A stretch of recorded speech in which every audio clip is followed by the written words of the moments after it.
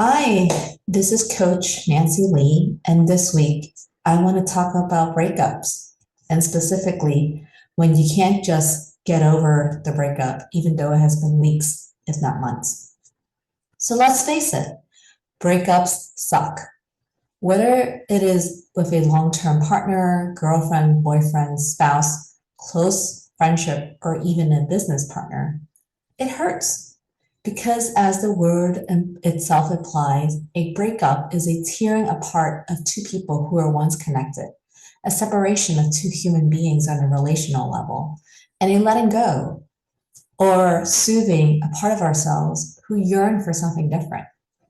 It's not only about the physical separation, getting your things back, returning the other person's things, or establishing boundaries of how and when to meet if you are still sharing social circles or community.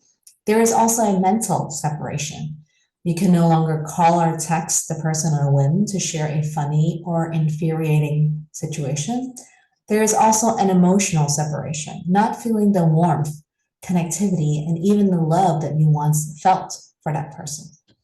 So while the physical separation of determining and dividing is more clean, the mental and emotional separation do not have such a tangible way to delineate when it is done. So here you are, it may have been weeks or months, and you are still not over it yet. You look perfectly fine on the outside. For example, maybe you're functioning well at work, you're able to take a shower and go to the grocery store, and maybe even hang out in public with your mutual friends as needed, but you are definitely not fine on the inside. I'm noticing that I'm using a lot of air quotes, and it's because it's true. These things are not true, but yet they appear a different way. So inside, you are still roiling, sometimes of anger. How can they do this to me? This is not fair. Or how can they move on so quickly and I'm still left holding this package that I still want to get rid of, but have no idea how to? Sometimes it's with sadness. I feel so lonely without them that maybe we shouldn't have broken up. Or someone, anyone will do. I just don't want to be by myself. Sometimes with fear. What if I can't trust anyone to that level again? Or will I ever be able to find another person to love? Sometimes with embarrassment. Why am I making such a big deal about this? People break up all the time and they are fine. Or this is such a first world problem. There are starving homeless people, and here am I complaining about this? And sometimes it's just an incomprehensible mixture of everything I just said, and then some more. So I would really like to invite you to take a deep breath.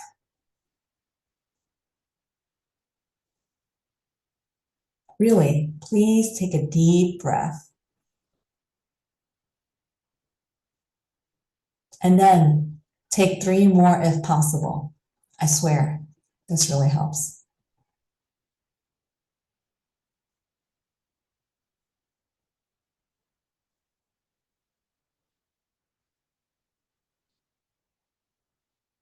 If what I just shared is resonating with you, I want to acknowledge the deep pain and hurt that is still there. I do not believe the saying that time heals all wounds. And I actually found this meditator and writer, Young Pueblo, says it best. So here it goes. Time does not heal all wounds. It just gives them space to sink into the subconscious, where they will continue to impact your emotions and behavior. What heals is going inward, loving yourself, accepting yourself, listening to your needs, addressing your attachments and emotional history, learning how to let go, and following your intuition. Wow, Young Pueblo. So easy to say and so hard to do. So, what can you actually do about it? How can you stop wearing that mask of, I'm okay, when you're not? So, I don't have an easy solution for breakup because what brought two people together is this unique and universal mystery of chemistry, timing, communication, connection, and just being human. It's too easy to want to seek a silver bullet or a holy grail or a single solution, especially for things that are painful or hard to be with.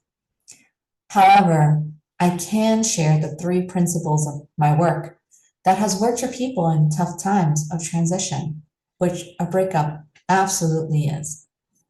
So the first principle is focus on what works. Our mind tends to default to negative thinking because those are the thoughts that help us survive. For example, if there's a rustling in the bush, and I think is a butterfly, and you think is a cheetah, so you start running. It happens to be a butterfly, great. Both of us are safe. But if it happens to be a cheetah and I'm still here, I don't get to survive, and you do. However, focusing on what doesn't work isn't helpful or going to work in the long term. So finding ways to focus on what works, no matter how tiny those steps are. The second principle is connecting with ourselves with tenderness is one of the ways to be with the pain and eventually out of it.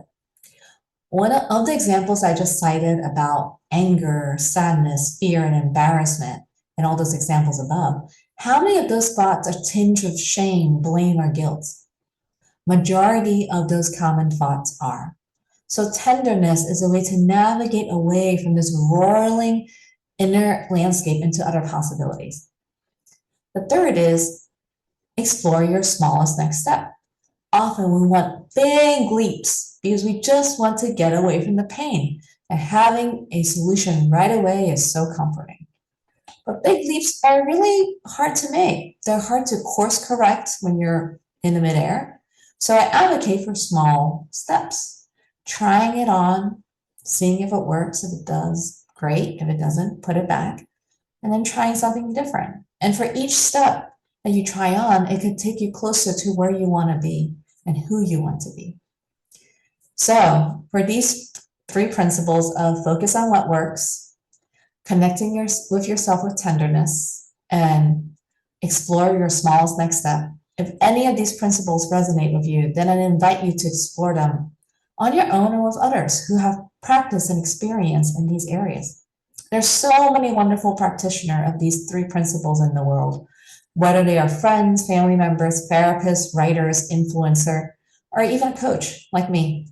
So I hope this gives you some hope that one day you can drop that mask of being just fine, even when you're not, and find ways to truly understand and express yourself with authenticity and be at home with yourself even when times are tough. Take care.